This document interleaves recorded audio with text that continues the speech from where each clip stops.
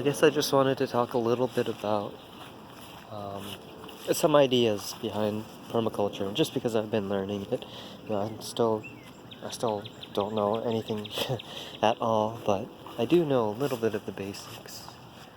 So, like where you see, the front side of the lawn, right, is much more, it's in bad condition compared to like the back side, right? Um, it's a little bit hard to see, but it's a little bit better looking on the front side, which has seen better days. And so, of course, the first thing is this tree provides shade, and of course, the roots of the tree, like right here, they'll help trap nutrients and moisture for the soil so that the grass can use it. So you can see the root here. It's a little hard to see, but you can see the root there. And you can also see one of the roots here as well. It's a big root. But, of course, and everything else is underground. But, because of this tree right here, and because of the maple tree, the grass nearby, retains a lot more moisture and nutrients. The second thing I've learned is the contour of the land.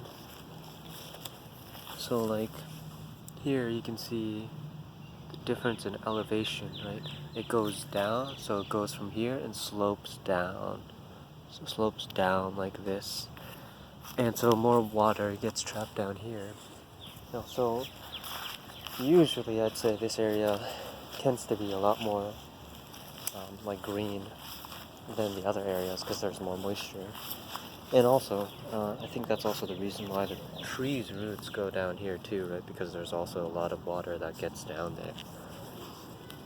And because of those contours, right, you can see where water tends to hold, and where the grass likes the most, right? Combined with the shade of the tree. And another thing about the tree growth, you can see that one's going this way and one's going this way. And I think the reason for that is because this branch, you can see the roof of my house, but I think it's trying to, get the most amount of sunlight, right? And since the roof of my house casts a shade, it's trying to, grow diagonally, to get the most amount of sunlight as possible, right? Contrary to the shade of the house, right? To the shade of the roof of the house. This one, it's growing relatively straight, but I think it's going this way. I think, I'm not 100% sure, but I think it's kind of acting as a way to counterbalance, right? So if this side's growing, it's casting shade on this side, right?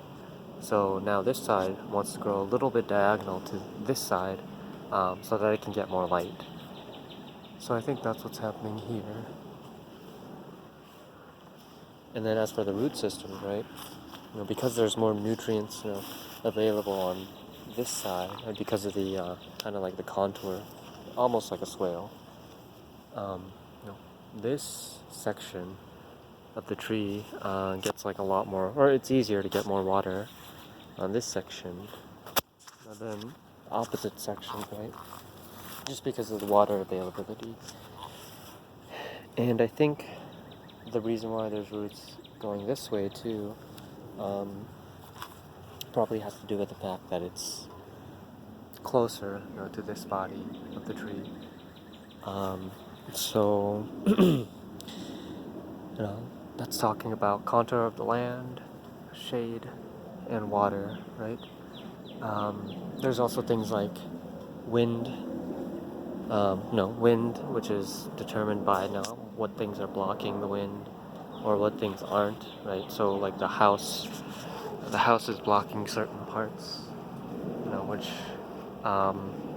wind helps the plants grow like stronger in that section or weaker, right, depending on how strong the wind is. So that could be another factor. Soil quality is a lot harder to tell, especially since there's not really there's not really a lot of telltale signs. You can see some things growing. I think most of it is um, most of it's prevented from growing, because of the like the cover underneath this cover. It might be hard to see, but yeah, those are like the basics that I learned, about landscaping and permaculture. If you guys have any questions, or no, if I'm totally wrong on like a specific thing, let me know in the comments. Because I'm still like way, I'm really new to this, so I'd love to learn a lot more about landscaping and design and water and swale and all those insane, interesting, really really interesting ideas.